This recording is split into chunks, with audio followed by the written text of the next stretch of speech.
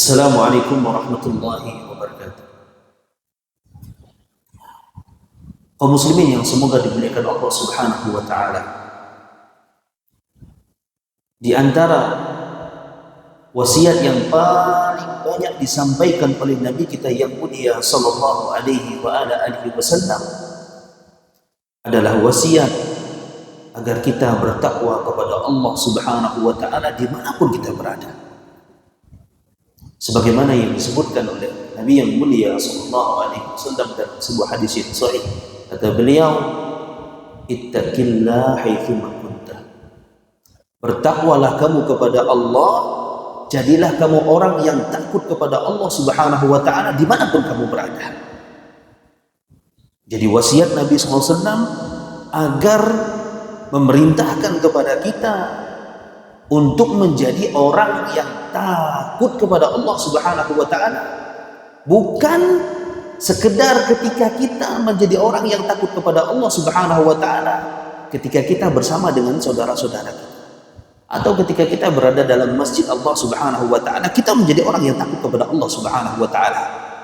Tapi Nabi sallallahu alaihi wasallam menyebutkan bahwasanya agar kita menjadi orang yang takut kepada Allah Subhanahu wa taala dimanapun kita berada.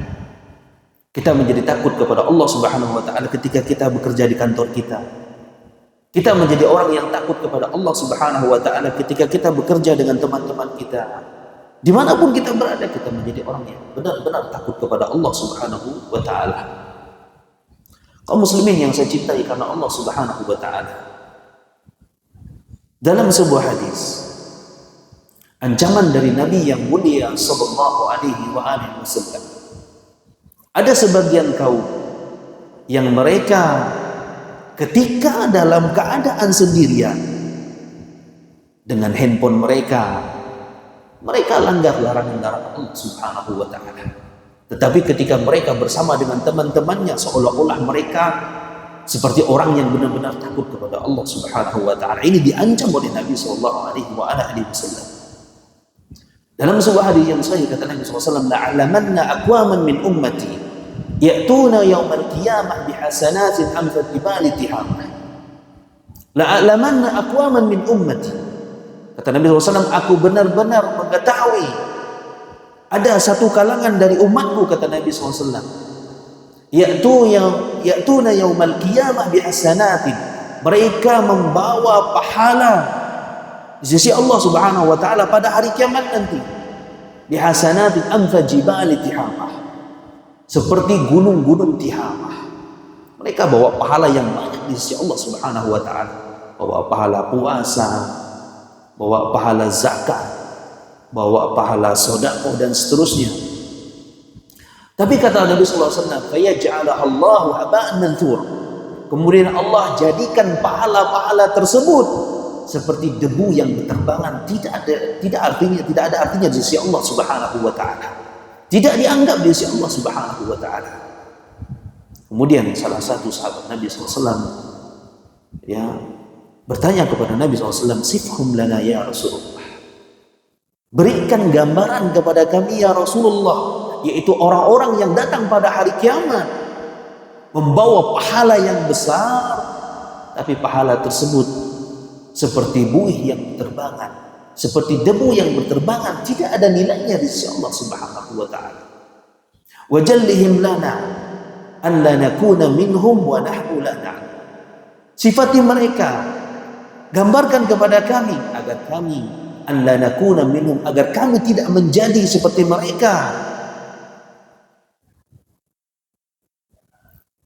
Kemudian Rasulullah sallallahu alaihi wasallam menyebutkan, amma innahum min ikhwanikum.